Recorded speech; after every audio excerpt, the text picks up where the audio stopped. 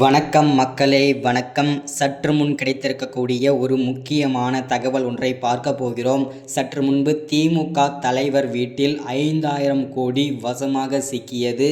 ஸ்டாலின் பேரதிர்ச்சியில் இருக்கிறார். அமலாக்கத்துறை அதிரடி சோதனை. இதை பற்றின தகவல் தான் இந்த ஒரு வீடியோவில் நம்ம தெளிவாக துல்லியமாக பார்க்க போகிறோம்.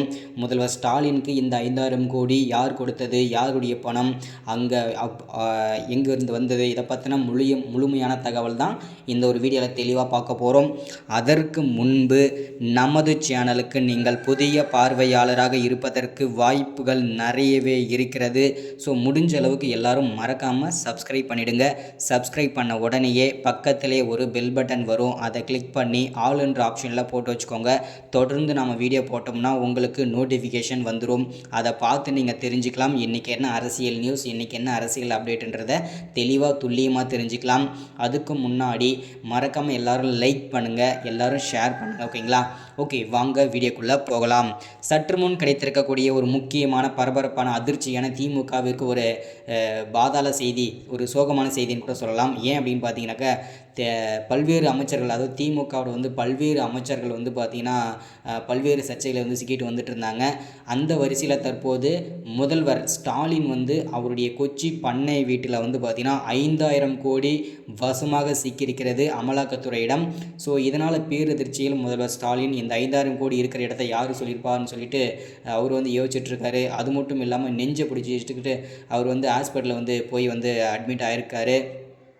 இது மாதிரி பண்ணுறதுனால பார்த்திங்கன்னா திமுக பார்த்திங்கன்னா ஒரு நம்பிக்கைத்தன்மையற்றதாக அந்த கட்சியே பார்த்திங்கன்னா அப்படி மாறிட்டு வருது. ஏன்னா ஃபஸ்ட்டில் புள்ளியார் சொல்லி போட்டு அவர் சார்ச்சதே செந்தில் பாலாஜி தான். அவர் பல்வேறு சொத்து குவிப்புகளையும் பல்வேறு வகையான தவறான முறையில் பண பரிவர்த்தனை செய்தனாலையும் அவர் பார்த்திங்கன்னா கைதாகி புழல் சிறையில் கிட்டத்தட்ட ஒரு 200 நாளுக்குள்ள மேலே ஜெயில் புழல் சிறையில் இருக்கார். அடுத்தடுத்து பார்த்திங்கன்னா ஜெகத் ரட்சகன், ஏவா வேலு, முன்னாள் அமைச்சரான பொன்முடி, இந்த மாதிரி முக்கிய பொறுப்பில் இருக்கும் முக்கிய புள்ளிகள் எல்லாருமே ஒவ்வொருத்தராக போனதுனால அடுத்த அந்த வரிசையில் இப்போது முதல்வரே ஸ்டாலின் அவருடைய கொச்சி பண்ணை வீட்டில் 5000 கோடி சிக்கியிருக்கிறது.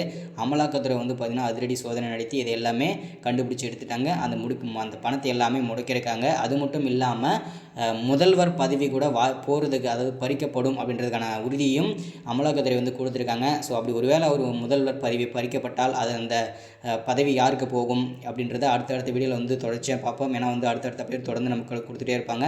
தொடர்ந்து நம்ம சேனலில் அடுத்தடுத்த அப்டேட் அரசியல் பற்றின நியூஸ் எல்லாமே தொடர்ந்து நீங்கள் தெரிஞ்சுக்கலாம். ஸோ இதுதான் இந்த வீடியோவில் நம்ம அப்டேட்டாக கொடுத்துருக்கிறது. திமுகவின் தலைவர் வீட்டில் கொச்சி பண்ணை வீட்டில் 5000 கோடி வசமாக சிக்கியிருக்கிறது.